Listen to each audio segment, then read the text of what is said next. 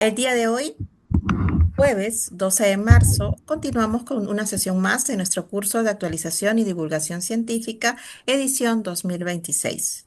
El módulo de estos días, de estas semanas, es el módulo de enfermedades raras y huérfanas, módulo que ya en un par de semanas estaremos terminando. El tema que hoy nos reúne es enfermedades raras y huérfanas en nuestro país, retos y desafíos actuales. Nos acompaña la doctora Kelly Franco Bustamante. La doctora, en su historial académico, ella ha sido médico residente en genética médica por la Universidad Peruana Cayetano Heredia en el Instituto Nacional de Enfermedades Neoplásicas. Tiene entrenamientos en cáncer hereditario en el Instituto de Cancerología de México DF. Egresado de la maestría en docencia en investigación por la Universidad Nacional Mayor de San Marcos. En su experiencia laboral, la doctora desde el año 2015 labora en el Instituto Nacional de Salud del Niño San Borja, brindando asesoramiento genético en hematología, cáncer y condiciones genéticas pediátricas con un enfoque centrado en la familia y en la humanización.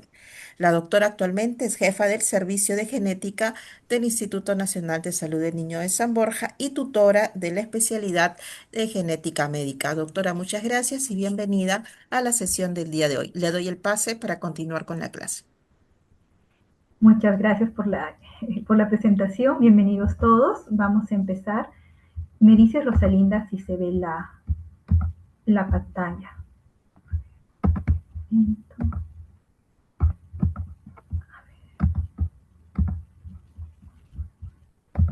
Buenas tardes. ¿Se ve Rosalinda? Sí, Sí. doctora, lo vemos.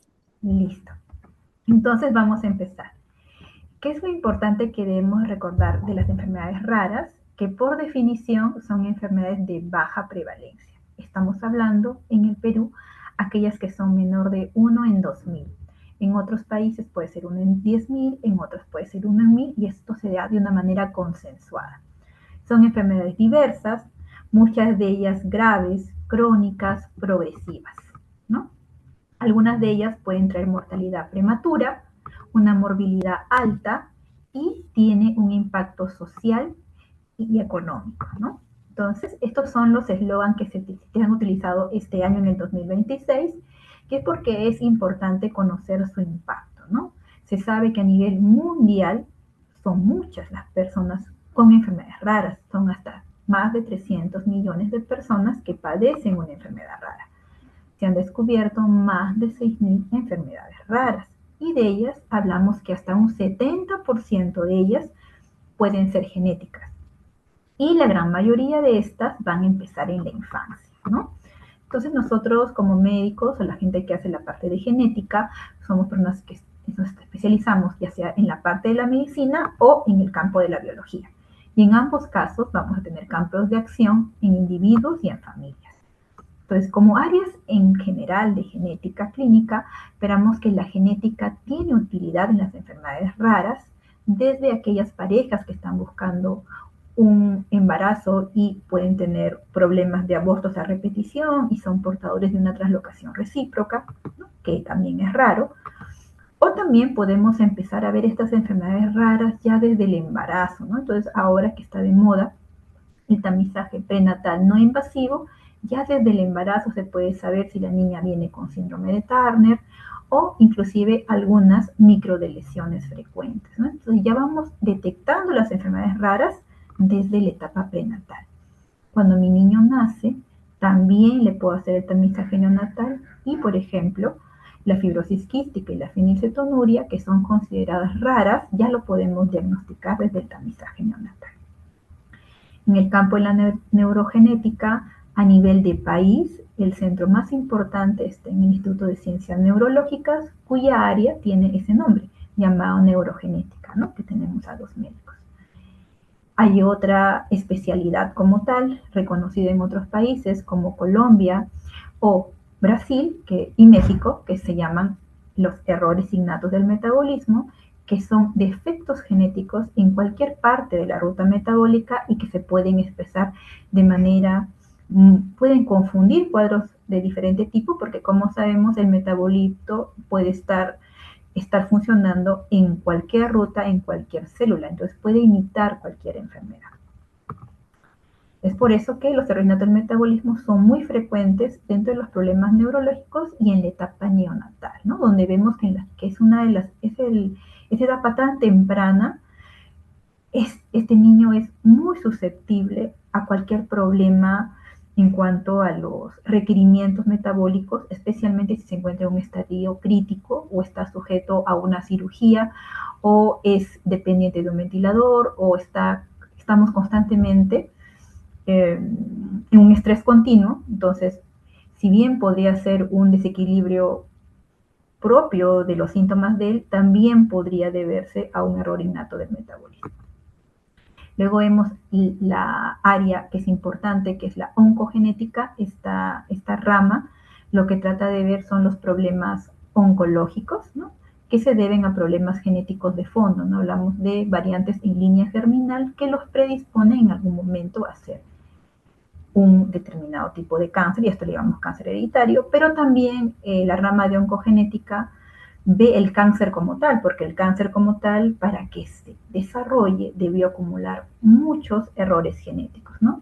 El máximo representante acá tenemos al Instituto Nacional de Enfermedades Neoplásicas, y en nuestro campo pediátrico estamos nosotros, que también hacemos una línea en relación a lo que es cáncer hematológico.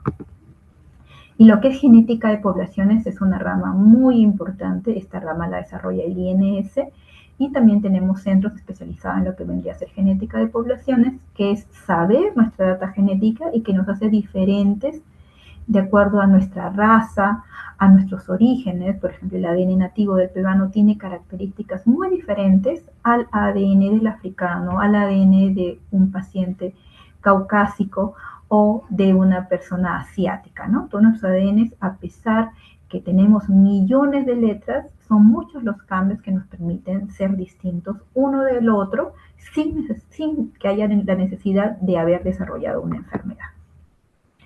A nivel país, nosotros tenemos especialistas médicos tanto en el MINSA y en el de salud. Numéricamente somos pocos. Ahí tenemos también especialistas solamente que son de la vía privada. En el MINSA, en el Instituto Nacional del Niño San Borja, somos 6 médicos.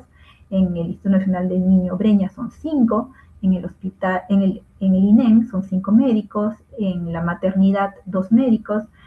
En el Hospital San Bartolomé Docente Madre-Niño son 3 médicos. El Instituto Nacional de Ciencias Neurológicas son 2 neurogenetistas. En el Cusco tenemos un médico genetista, y actualmente en el Hospital 2 de Mayo también tenemos un médico genetista. En salud está el Hospital Almenara con un médico genetista, el Hospital Revalliati Martins con 3 médicos, el Hospital Salvogal con una médica genetista, y en Huancayo también tenemos a un médico genetista. Entonces, vemos que en genética tenemos varias especialidades, pero vamos a enfocarnos en la parte pediátrica, ¿no? Nosotros, como un centro importante de la rama pediátrica, brindamos la atención a pacientes que necesiten una cirugía neonatal compleja, un problema cardiológico, cirugía cardiovascular, un paciente quemado, un paciente que necesita algún trasplante de órgano sólido o de médula ósea. De acuerdo a esto, la data de las patologías raras que han sido más frecuentes en el 2025, encontramos que son las patologías de talla corta, hidrocefalia, malformaciones arteriovenosas cerebrales, atrechia de la válvula pulmonar, transposiciones de grandes vasos, inmunodeficiencias, trastorno del metabolismo de fósforo, discordancia de la conexión atrioventricular, craneosinostosis, agranulocitosis, hipotiroidismo, otras epilepsias. Pero ¿qué es lo importante de saber en esto? Que las enfermedades genéticas con el tiempo han ido aumentando, ¿no? Hablamos que en el 2010 hablábamos que de un probable origen postulado eran cerca de 19.000, y actualmente hice la revisión hace poco y estamos hablando de 28.000 enfermedades genéticas como tal. Pero debemos que recordar que es diferente una enfermedad genética que una enfermedad rara. Cuando hablamos de enfermedad genética, hablamos que debe haber un modelo de herencia o una variante patogénica que explique la enfermedad. Más una enfermedad rara como tal es la definición de que sea una enfermedad menor a 1 a 2.000 pacientes. Entonces, en ese marco, el Estado como tal escoge cuáles son las enfermedades raras priorizadas, ¿no? Entonces, en el 2024 se actualizó este listado, el cual coloco en la fuente por si quieren revisarlo, y en este caso, este listado tiene la prioridad tanto del tratamiento, del diagnóstico como el tratamiento 100% coberturado. En ese aspecto vamos a encontrar diferentes enfermedades, ya sea del aparato circulatorio, aparato respiratorio, ¿no? También vamos a encontrar malformaciones congénitas. ¿Qué es lo otro importante que deben de saber? Que existe el Registro Nacional de Pacientes que padecen enfermedades raras y huérfanas, en las cuales introducen los pacientes diferentes profesionales, tanto como médicos genetistas, como neurólogos, ¿no? También lo hacen neuropediatras, también lo hacen endocrinólogos y todas aquellas especialidades que vean enfermedades de baja frecuencia. ¿Qué es lo otro también que deben saber? Que esto no es un interés solo nacional, sino que es un interés internacional.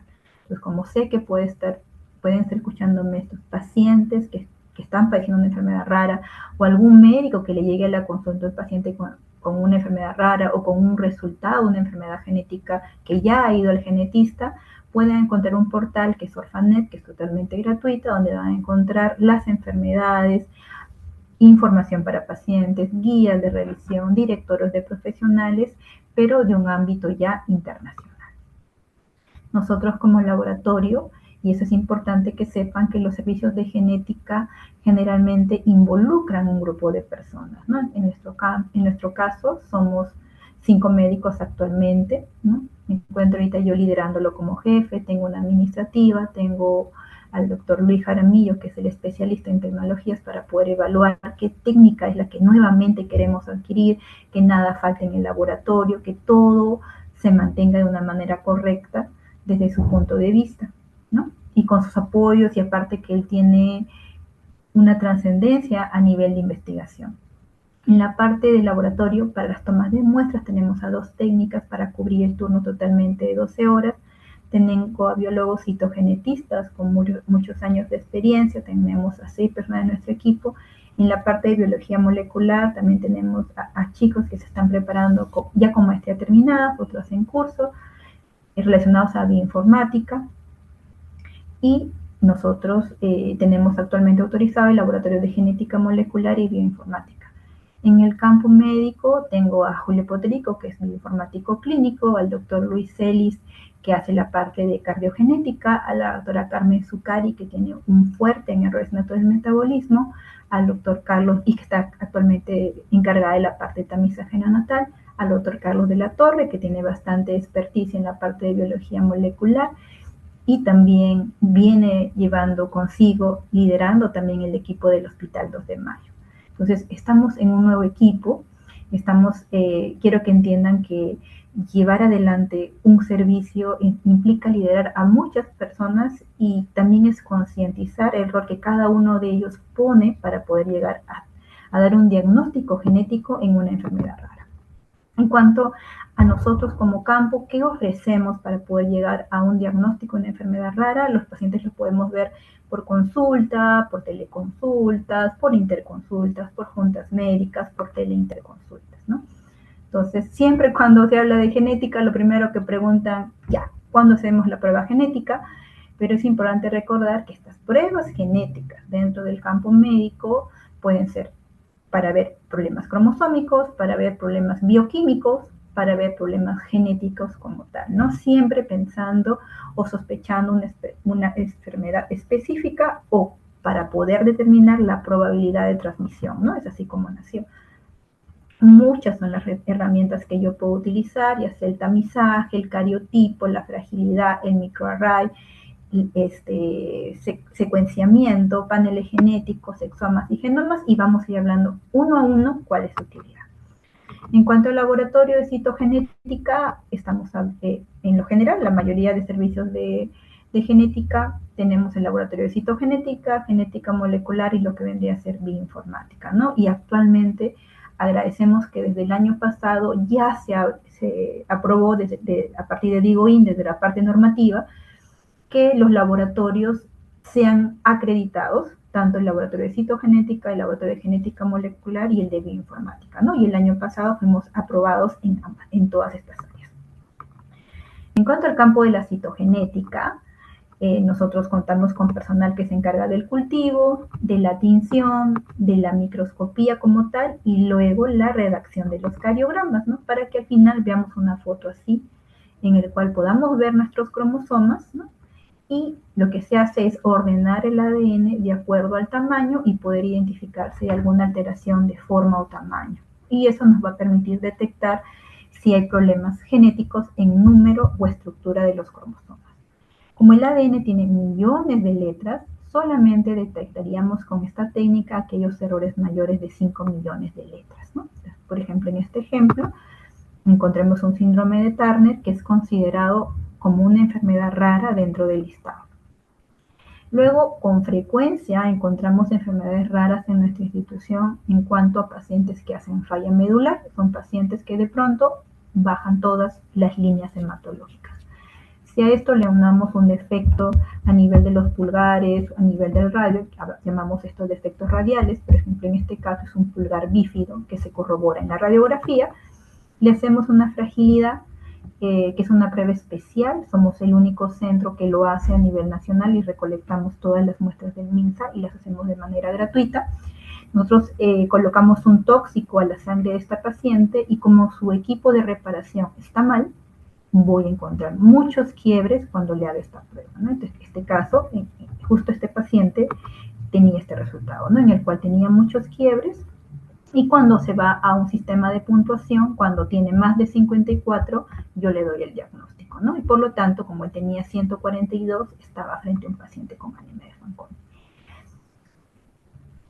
También tenemos otras técnicas como el CGH-Array, en el cual el ADN de pacientes se contrasta con unos chips que nos permiten determinar si hay ganancias o pérdidas de material genético, pero digamos de tamaño mediano, ¿no? A esto lo llamamos variantes en el número de copia, pero este tipo de tecnología, debido al costo, a nivel del ministerio se decidió que por el momento prioritariamente todas las muestras sean hechas en un solo lugar, que es el Instituto Nacional de Salud del Niño, ¿no? Que es donde actualmente es el único lugar donde tienen el equipo. Entonces, ¿qué es lo importante también recordar? Que como vemos todos los problemas raros, los cánceres como tal también vendrían a ser una enfermedad rara, ¿no? Entonces, en cuanto a leucemias, que es lo que nosotros venimos apoyando, desde el 2015 nosotros ofrecemos el PCR convencional y en tiempo real. La manera más fácil de entenderla es su utilidad en la leucemia mieloide crónica. Si bien las leucemias podíamos llegar a un diagnóstico con un mielograma, con un frotis y podríamos ver células patológicas, desde los años 90 se dieron cuenta que cuando cultivaban esas médulas óseas encontraban lo que se llamaba el cromosoma Filadelfia. Y con el paso del tiempo vieron que del cariotipo podían saltear a otras técnicas como el FISH o el PCR, ¿no? Entonces iban viendo que nosotros podíamos detectar mediante la PCR hasta menos de 10.5 células. Ahora, y mediante del NGS inclusive a menos una clona de 1 en 1.000.000. Y esto es importante, ¿por qué? Porque no es una técnica muy costosa y es muy fácil de implementar. Y fue una de las primeras que se inició en el hospital. Si vamos hablando de técnicas por implementación, hablaremos que el secuenciamiento Sanger se utilizó desde hace muchos años, desde la época de los 90, porque fue esta técnica la que permitió conocer todo el ADN del ser humano y fue la que se utilizó en el proyecto del genoma humano. Pero esta tecnología nos permitía solo leer de 500 a 800 pares de bases. Entonces nosotros como instituto nos lanzamos y en el 2018 nos saltamos a paneles de nueva generación, pero este año ya tenemos el equipo para hacer secuenciamiento Sanger, pero estamos iniciando los estudios actuales en leucemia. Pero si vemos algo prometedor en enfermedades raras, donde más adelante podamos hacerlo. ¿Cómo podemos utilizar el Sanger en enfermedades raras? Una vez que ya hemos identificado la variante en el paciente, podemos buscarlo si uno de los dos padres lo puede portar, ¿no? Esto nos ve secuencias cortas, como ya había mencionado, entre 500 y 800 pares de bases, pero mediante unos electroferogramas, como vemos en la imagen, buscamos identificar el cambio de color y si es idéntico, vemos que en esa posición ha habido el cambio del nucleótido. Entonces, en secuenciamiento Sanger a mí me permitía estudiar una región concreta en un exón, en un intrón, en la zona que yo quisiera, pero en una región muy concreta. Entonces, ¿qué pasaba en genes muy grandes, como en este caso en la imagen, es el gen del DMD, que es el que da la distrofia muscular de Duchenne? Estamos frente a un gen inmenso de 79 exones. Por lo tanto, iba a ser muy laborioso de concretar y en este aspecto aparecen otras nuevas tecnologías que es el secuenciamiento de nueva generación, pero antes de pasar a ese paso, vamos a hablar de otra tecnología que en el caso de nuestra institución se estuvo estudiando los pacientes con cardiopatías congénitas que tuvieran cara larga, defecto de línea media, que podían cursar o no con linfopenia, con acompañamiento de hipoplasia o no hipoplasia de timo, ¿no? Entonces ahí estábamos frente a pacientes con síndrome de la lesión 22q. Para ellos se utiliza una técnica que se llama MLPA, en el cual nosotros utilizamos controles normales y colocamos la muestra en nuestro caso de estudio y luego corroboramos si es que le falta o no algunas zonas, ¿no? Entonces nosotros asumimos que las zonas de esa región génica es que esa región génica tiene la ausencia de ese segmento génico, ¿no? A partir de este año estamos lanzando nuestras pruebas con MLPA, el equipo ya está. Estamos solamente esperando la autorización del MINSA para poder lanzar las pruebas en MLPA que vamos a entregar y una de ellas es la de lesión de 22q para los pacientes con cardiopatías congénitas. Como se ve en la imagen, este es una de lesión de 22q de un proyecto de investigación que hemos llevado a la institución, ¿no? Que está ahorita en una fase de redacción de resultados, ¿no? Entonces, ese es un tipo de ejemplo de cómo se ve el normograma, ¿no? Y aquí vemos claramente cómo las ondas no siguen la línea media esperada y se ven por debajo de la línea roja. Desde el 2018, como les mencioné, nosotros no hemos seguido la historia natural de los equipos y más bien desde el 2018 nos lanzamos a hacer secuenciamiento de nueva generación, que no viene a ser otra cosa que segmentar el ADN en varios fragmentos, utilizo varios primers, rehibrido las zonas que yo deseo y luego al yo conocer todo el ADN consenso, puedo rearmar segmentos genéticos, ¿no? En ese aspecto yo puedo reordenar decidiendo un conjunto de genes y a eso le llamo un panel genético, el cual puede ser diseñado por el médico, que fue como iniciamos nosotros en el 2018, donde nosotros tomamos la decisión de qué genes utilizar y qué genes no, pero ya el año pasado decidimos optar por genes que ya habían pasado un registro IVD y que permitían tener una mayor sensibilidad y especificidad de nuestras pruebas. Entonces, cualquier persona puede utilizar un panel genético preestablecido, como les mencionaba, ya IVD, o escoger uno customizado. Entonces, hablamos que en 2018 diseñamos paneles genéticos de cardiopatías congénitas y síndromes de falla medular de acuerdo a las patologías más frecuentes, de acuerdo a nuestra estadística propia. Ya en el 2021 se opta por la primera vez de utilizar ya, en el 2021 también fue customizado y es en el 2024 cuando relanzamos todas las pruebas, ya empezamos a utilizar los paneles ya tipo IVD ya prediseñados, ¿no? Y es donde lanzamos también el panel de epilepsias que era para 200 genes. Como pueden ver en la imagen, fue como iniciamos con un equipo de ISEC y actualmente hemos migrado con un equipo de MySeq. Pero sabemos que las enfermedades genéticas son muchas, hay una sospecha de 24.000 pruebas genéticas. Por lo tanto, podemos saltar de un panel genético a un exoma, sí. Actualmente en el país los exomas solamente lo está ofreciendo el Instituto Nacional de Salud de Breña, ¿no? Y en el caso de genoma completo, bajo un proyecto internacional, que es el proyecto IHOP, los hospitales más antiguos que lo vienen realizando es el Instituto Nacional de Ciencias Neurológicas, el Hospital Rebagliati, que ha sido a partir del año 2020. Nosotros nos hemos hecho un vínculo con esta iniciativa en el 2022, El Hospital Sabogal y el Hospital 2 de Mayo lo han hecho a partir del año 2025, ¿no? Entonces, hemos ido corriendo de tecnología en tecnología y no podemos olvidarnos de lo clásico del tamizaje neonatal. El tamizaje neonatal es un examen preventivo que permite detectar enfermedades congénitas antes de que presenten las manifestaciones clínicas. En ese aspecto, el país se divide en la mitad, un grupo de muestras va a San Bartolomé y un grupo va al Instituto Materno Perinatal. En esta institución que recibe a pacientes con obstrucciones intestinales, atresia duodenales, malformaciones anorrectales, muchos de ellos en su localidad no son tamizados. Por tanto, nosotros derivamos nuestras pruebas al Instituto Nacional, no, al Hospital Nacional Docente Madre Niño San Bartolomé. Para hablar del tamizaje, hablaremos que el tamizaje como tal es universal a nivel de Perú desde el 2015 y es el tamizaje metabólico el que detecta los desórdenes endocrinos, ya sea hiperplasia suprarrenal congénita o hipotiroidismo congénito, o desórdenes enzimáticos como la fenilcetonuria y la fibrosis quística. En el caso de MINSA, son 4 las enfermedades que se ven: hiperplasia renal congénita, hipotiroidismo, fenilcetonuria y fibrosis quística.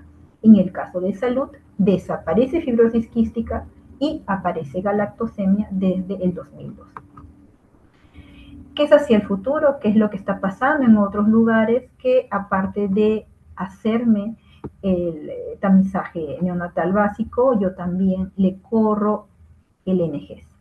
Pero lo que se hace es hacerle un tamizaje ampliado, o sea, le hago un TAM de más, aparte del tamizaje básico, le hago el tamizaje ampliado metabólico, y si se le encuentra algún metabolito anormal, yo le corro un exoma clínico asociado a los metabolitos que yo pueda encontrar en el TAM de más. Entonces yo lo que hago es ampliar mi sensibilidad diagnóstica, llegar a un diagnóstico temprano, reduzco falso positivo, amplío el espectro de enfermedades, ¿no? Entonces, ¿qué otras estrategias se puede hacer uno para mejorar la parte de enfermedades raras? En mi caso, tuve la aprobación por parte del hospital para hacer una pasantía en la Universidad San Martín de Porres, durante los cuales estuve a cargo de la doctora María Luisa Guevara, y ella es la encargada de los estudios de diagnóstico y enfermedades de poblaciones peruanas, y la rama de ella es enfermedades genéticas raras o huérfanas, ¿no? Con ella pude ver cómo se estaban manejando los problemas neuromusculares, oculares y discapacidad intelectual. Ellos ya en su primer momento, ellos llevan llevando una corte larga de distrofia muscular de Duchenne, y es en el 2021 donde ellos muestran ya lo que venían haciendo y demuestran que el MLPA en Duchenne detectaba el 50% de los pacientes. Y del 50% de los pacientes que no se lograba diagnosticar con MLPA, podían ir a paneles o exomas, ¿no? En ese momento ya se sabía eso. Entonces, en aquella época todo empezaba con la sospecha, luego ibas al MLPA, luego secuenciabas, si no el gen completo, luego ibas al panel, luego con el paso del tiempo pasó a panel genético mediante exoma, pero ya cuando yo roté, ya este flujo había cambiado. Ellos, frente a la sospecha, primero MLPA. Después de MLPA van a un panel genético ya de un exoma, y si en el exoma yo no encontraba respuesta en el panel virtualizado, reanalizaba todo el exoma. Y una vez identificado la variante, yo hacía secuenciamiento Sanger, porque esto demostraba tener alta precisión y fiabilidad y me bajaba el costo. Entonces estamos viendo que a nivel de universidades también hemos tenido una escucha en cuanto a enfermedades raras. En cuanto a lo que es manejo médico, ¿qué es la otra cosa importante? Concientizar el diagnóstico de cada patología. Un ejemplo clásico de cómo se puede trabajar la concientización es la neurofibromatosis, que es una patología bastante hablada, bastante estudiada, que si bien es un trastorno neurocutáneo bastante fácil de detectar, porque encuentro manchas café con leche, encuentro pecas axilares, puedo encontrar neurofibromas, la expresión es variable intrafamiliarmente, y además en la misma persona también no sabemos en qué momento puede aparecer una u otro signo, ¿no? Como les mencionaba, cuando ya tenemos una enfermedad, lo que es importante primero para nosotros es identificar si está en el listado, ¿no? En este caso, esta enfermedad está en el listado. Como genetistas, nosotros tenemos que dominar la posición genómica, está en el cromosoma 17, en el brazo largo, saber el tamaño, los 182 kb, saber cuáles son sus regiones proteicas, para ver si a un determinado nivel o no va a ser el daño en la cascada. Vemos que el NF1 involucra un acompañamiento de varias rutas metabólicas que llevan generalmente a activar la proliferación o crecimiento celular en diferentes zonas, y es por eso que tienen tanta predisposición a tumores, ¿no? ¿Cómo yo lo diagnostico? Viendo estas manchas café con leche, encontrando estas pecas en axilas, estos tumorcitos blandos que los llamamos neurofibromas, estas pecas en los ojitos que se ven más en personas caucásicas, que solamente con personas como nosotros, que tenemos ojos oscuros, ojos marrones, solamente se podían ver por lámpara de Nigura. Pueden cursar o no con problemas a nivel óseo, como esta pseudoartrosis, y como les mencionaba, el espectro de presentación cambia con el tiempo, ¿no? Podemos tener síntomas al nacimiento, solamente manchas, y en la primera infancia pueden ya aparecer los primeros neurofibromas plexiformes. Podemos ver también la pseudoartrosis de tibia o simplemente ver las manchas. Y también puede verse entre la primera y la segunda infancia algunos trastornos de aprendizaje, TDAH, podemos encontrar ya los gliomas ópticos. Ya entre la segunda infancia y la adolescencia empezamos ya a ver los neurofibromas con mayor frecuencia, las cefalides ya deben haber terminado de expresarse, y en la etapa adulta hay una predisposición al cáncer. Entonces, como les mencionaba, los síntomas cambian con el tiempo, y adicionalmente, como vemos al costado, las frecuencias son distintas, ¿no? Como vemos, lo que más se repite en todo siempre va a ser las manchas café con leche, las pecas axilares también y los nódulos de Ehrlich. Pero el resto puede ser que no lo presente, o la posibilidad de presentación siempre va a ser menor al 80%. Para estos criterios se necesitan solo 2 criterios, pero si ya hemos tenido el antecedente del padre, solamente bastaría uno, ¿no? Entonces, como les mencionábamos, a pesar que es una patología tan sencilla, puede parecerse hacia otras, ¿no? Por ejemplo, en el síndrome de Legius encontraremos manchas café con leche y efélides, más nunca hará neurofibromas, pero sí encontraremos otras características como macrocefalia o autismo. También tenemos enfermedades como Makune-Albright, que tienen las manchas café con leche, pero son de otra forma, son mucho más dentadas, como si fueran unas especies de hojas, ¿no? Y tenemos otras características como la displasia fibrosa poliostótica, ¿no?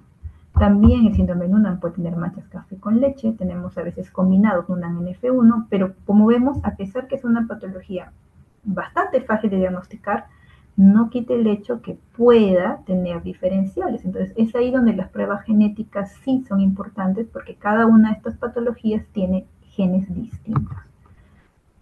Cuando yo ya tengo una enfermedad, tengo que saber cuándo es la penetrancia, ¿no? La penetrancia va a ser completa, sí, si tiene el gen, va a ser alguno de los síntomas. Ahora, ¿es edad dependiente? Sí, como les mencionaba, va a haber algunas características que yo las voy a ver en un momento y pueden ir apareciendo con el tiempo otras. La expresividad es variable interfamilia o intrafamiliarmente. El mecanismo es por pérdida de función, la proteína puede estar ausente, trunca o no funcional, y al no activar de una manera apropiada, activa otras señales que tienen que ver con proliferación.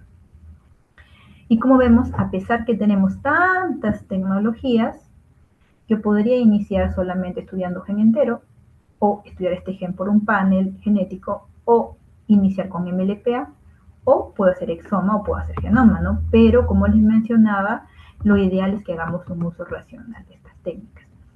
Pero a pesar que estamos hablando de una sola enfermedad, hemos visto que ciertas variantes específicas van a tener una determinada expresión, ¿no? Entonces, a pesar que hablemos que la neurofibromatosis puede tener algún tipo de expresión, se ha visto que algunas pueden ser un fenotipo muy leve, como las que citan en el exón 22, con esta codificación exacta, como pueden ver cambios de fenotipo muy severo que son mutaciones puntuales, ¿no? Que uno diría, bueno, es solamente un cambio, pero se ha demostrado que son las que tienen el fenotipo más severo.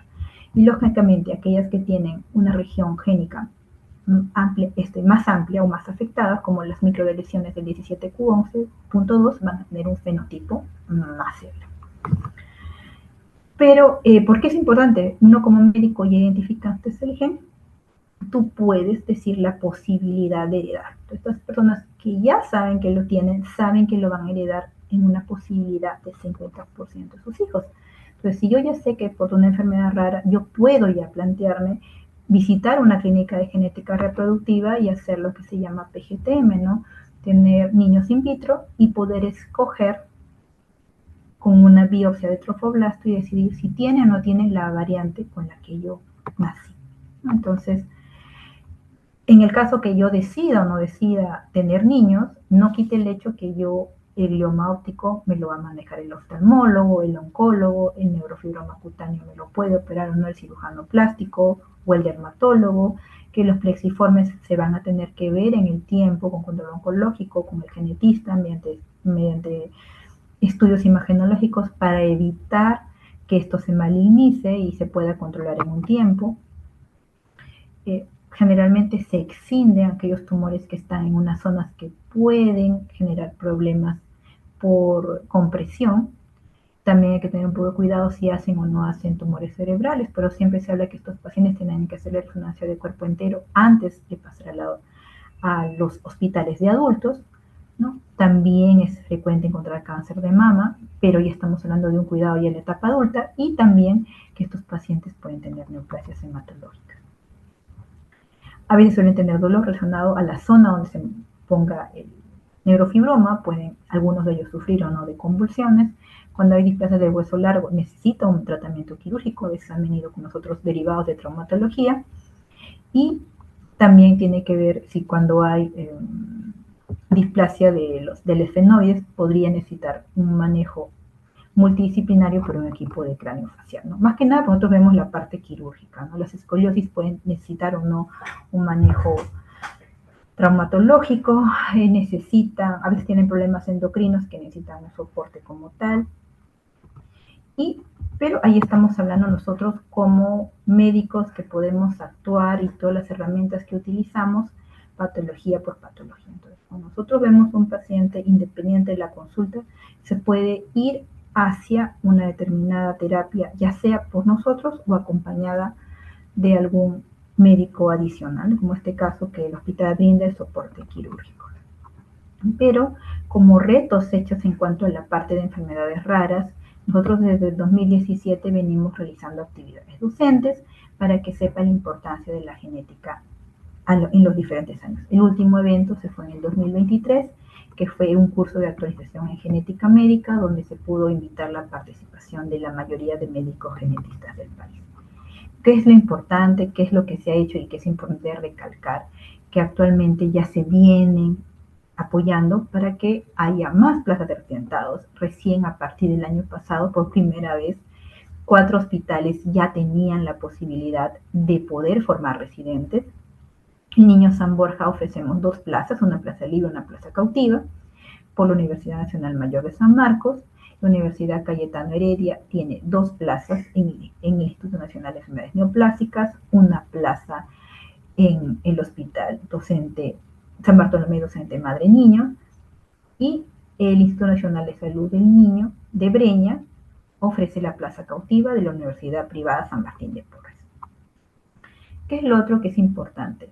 Yo tengo claro que la investigación se ejerce en todos los servicios de genética y tengo muy claro que cada servicio maneja mucha data genómica, pero en realidad lo que a nosotros nos falta son manos. Entonces, a raíz que yo en este momento puedo liderar el equipo, estamos tratando de hacer una difusión a nivel de todo, o sea, a nivel de, en todo sentido, en cuanto a que a nosotros nos faltan manos para investigar. Entonces, nosotros hemos tenido una visita de los estudiantes para que conozcan, entiendan el laboratorio y sentir que cada mano suma para poder divulgar, ya sea enfermedades genéticas como enfermedades raras, ¿no? Esta es la foto después de la visita en el laboratorio. Por otro lado, no olvidarnos que detrás de cada paciente hay una familia, Por lo tanto, hemos tenido un acercamiento a los grupos de apoyo para mostrarles nuestras instalaciones y que entiendan un poco cómo viaja su muestra, ¿no? Educando sobre cómo es la ruta del diagnóstico para ellos. Entonces, yo creo que como servicio tenemos, lo más importante es divulgar lo que ya venimos haciendo por las enfermedades raras, porque ya comparado hace 10 años cuando yo terminé, cuando no teníamos un equipamiento que nos igualara internacionalmente, yo sentía que se veía muy alejado el diagnóstico genético. Actualmente tenemos cosas muy a la mano, estamos ya casi igualándonos. Creo que ya el haber hecho un salto a llegar a Exoma, el hecho de estar enviando ya genomas, teniendo resultados de estos a nivel de ministerio, ya nos iguala internacionalmente.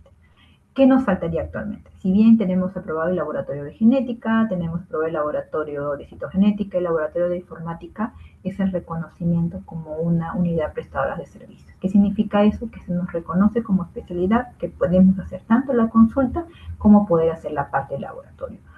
Somos una de las pocas especialidades médicas que tenemos la oportunidad de ver al paciente en el consultorio, en la hospitalización y poder revisar su variante en el laboratorio y determinar el impacto de la misma, si tiene o no relación con la expresión clínica. Entonces, el que se nos reconozca como tal nos va a permitir también recibir un mayor presupuesto y también nos va a permitir poder ayudar más a la población. Lo otro que es importante que es un desafío actual es que realmente ya se llegue a tener una epidemiología genética.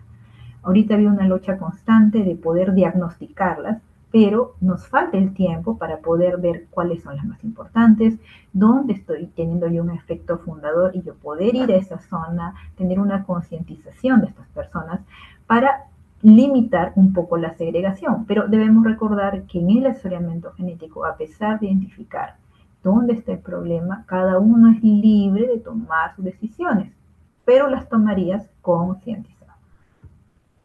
En cuanto a las enfermedades raras, el desafío también actual es que se eleve el financiamiento para el diagnóstico de enfermedades raras. Cuando uno pide poder hacer una prueba genética, te piden y tú tienes que pedir solamente 200 para este año, el otro año solamente dame 500, entonces como vemos, los números de enfermedades raras son bastante altos. Entonces, elevar el financiamiento nos permitiría a nosotros poder diagnosticar a más personas. Lo otro también es mejorar el marco regulatorio en medicina de precisión. ¿Esto qué significa? Que actualmente ya estamos migrando, que de acuerdo a la variante genética, un determinado medicamento puede ayudar. Pero esto se está haciendo poco a poco, los costos son muy altos, pasan ahora por el IETSI, entonces este marco regulatorio se está actualmente probando, pero es una ruta bastante larga y yo invito a las familias a tener paciencia, a intentarlo. Al menos ya tenemos una ruta. Es larga, sí, me gustaría que sea más corta, pero se está logrando este cambio ahora para ciertas enfermedades, ¿no? Como el Ridisplan en AME, como ya se ha logrado algunos tratamientos específicos para fibrosis quística. Entonces yo creo que la medicina de precisión ha llegado y esto va a quedar y va a seguir adelante. Lo otro es tener un marco ético regulatorio de los datos genómicos. Tenemos muchos datos, pero no existe un resguardo como tal nacional, ¿no? Una normativa nacional. Si bien nosotros de manera cuidadosa, el comité de ética de la institución apoya y todo lo que se hace tiene que tener una autorización de investigación de la institución que siempre resguarda por lo mejor. También nosotros necesitamos que a nivel como política nacional haya un marco ético regulatorio, ¿no? Como hay en el Reino Unido, como hay en Brasil y como otras entidades que sí lo tienen, más donde existe una mayor regulación. Y lógicamente que existan nuevas normas que permitan el apoyo a todas estas familias que tienen enfermedades raras, ¿no? Acabo hablando del eslogan que se escogió para este año, que era equidad para la gente con enfermedades raras, donde ellos piden que todos tengan igualdad para llegar a un diagnóstico, a un tratamiento, a una atención sanitaria, a una asistencia social y una oportunidad. Entonces, con eso acabaría y muchas gracias.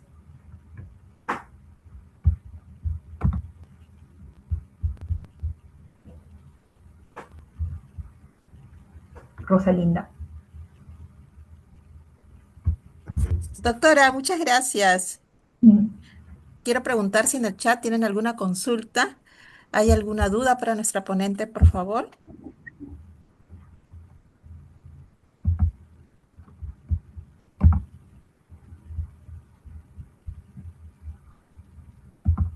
Muy bien. ¿Tenemos alguna duda, por favor? Ahí está. Doctora, nos pregunta, en pacientes con exoma negativo inicial, pero alta sospecha clínica de enfermedad genética rara, ¿con qué periodicidad recomienda realizar reanálisis del exoma? Por ejemplo, cada 1 año, 2 años. A ver, si bien uno recetó un exoma, primero uno tiene que saber el contexto. En cuanto al asesoramiento genético pretest dentro de un exoma, dependiendo de la patología, vamos a ver que la sensibilidad puede ser un 70%, un 80%. En algunos casos, si ya es algo que se está segregando en la familia, tú puedes ver hasta de un 90%. Pero nunca va a llegar al 100%. Entonces, estamos en dos escenarios. En un paciente que realmente es negativo, tenemos un paciente que va a tener BUS, porque ya no hablé de las categorías, pero puede tener un paciente que tenga un error genético en una zona no codificante. Entonces, o decide, o sea, cuando tenemos un exoma negativo es, ¿realmente necesito otra prueba complementaria? O sea, estamos hablando de array, estamos hablando de genoma, o, o necesariamente este exoma es tan específico que tendría que reanalizarlo en 2 años. Entonces, mucho depende del cuadro clínico, ¿no? Porque si es un cuadro que podría yo detectar con microarray, yo no debería esperar los 2 años y más bien optar por microarray. Pero digamos, es algo más inespecífico. Ya digamos neurofibromatosis, ya yo le hice secuenciamiento, o tiene manchas café con leche, digamos. Un paciente que yo le echo un panel genético, me sale negativo, le amplían a exoma, no le encuentran. Pero sabemos también que neurofibromatosis tiene regiones intrónicas que yo lo voy a encontrar. Entonces, nosotros hemos tenido un caso similar donde el papá falleció con neurofibromatosis, al niño le habían hecho un panel genético, le habían hecho MLPA de NF1 y no encontramos. Entonces se mandó dentro del proyecto la muestra y encontraron el error en una región intrónica, pero fue porque era un estudio colaborativo y era porque en este caso el papá falleció y había dejado a la niña afectada y había otro hermanito más. Entonces necesitábamos saber si era realmente algo de nuevo o algo que se estaba segregando. Sobre las manchas café con leche Sí, vuelta. doctora, muchas gracias.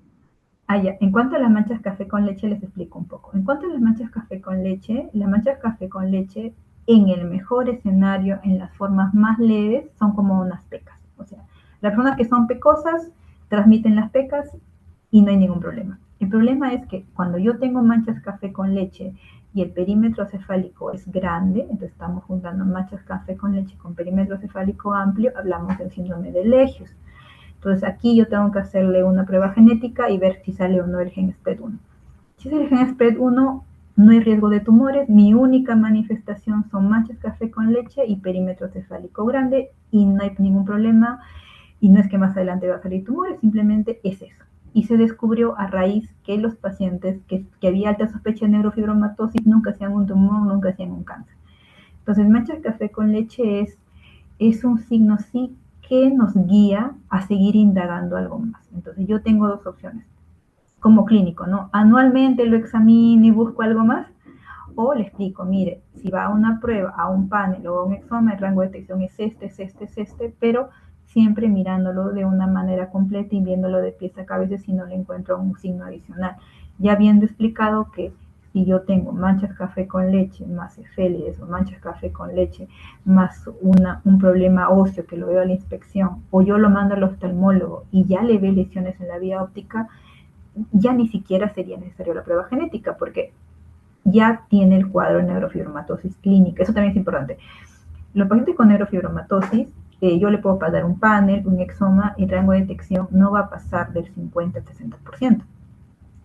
Yo le voy a un MLPA y voy a encontrar hasta un 10 y a un 14%. Entonces, si a ella no le encuentro, le puedo pedir gen entero. Digo, claro, gen entero, podría encontrar alguna región intrónica, pero podemos llegar hasta un 10% de casos que no voy a encontrar el gen, la variante exacta en el gen, pero no deja de ser una neurofibromatosis si cumple más de dos criterios.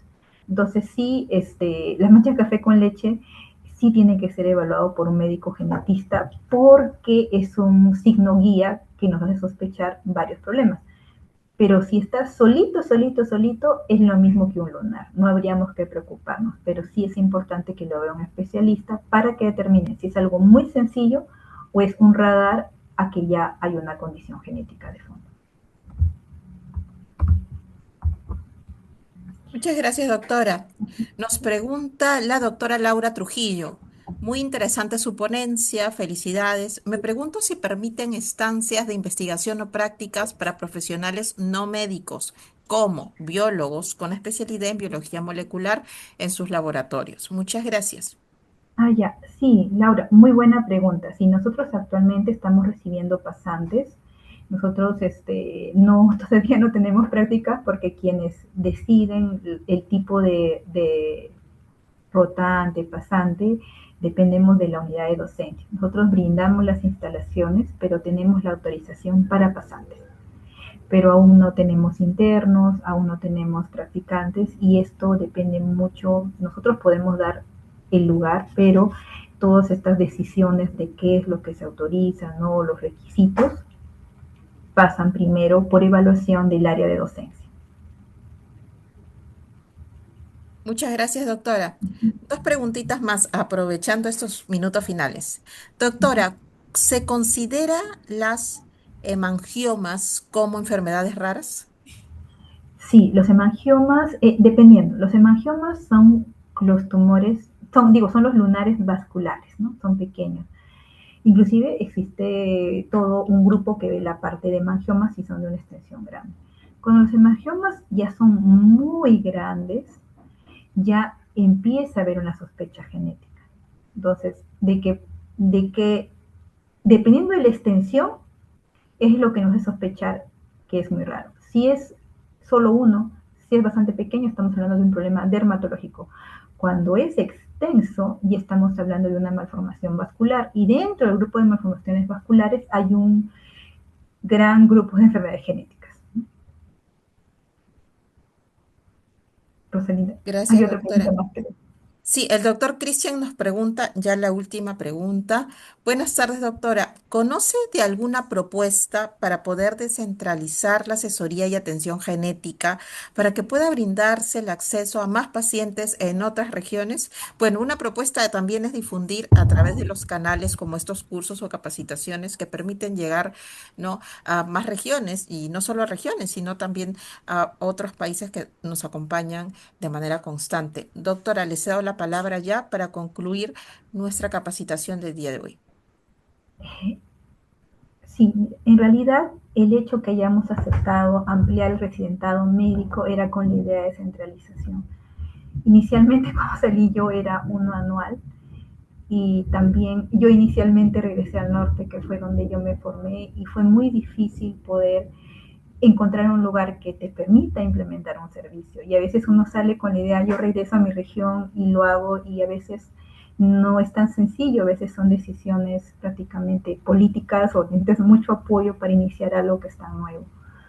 En ese aspecto, hemos tenido un residente que ingresó por plaza cautiva genética y es el que está haciendo el trabajo en Cusco, que es el doctor Edgar Ochoa, y la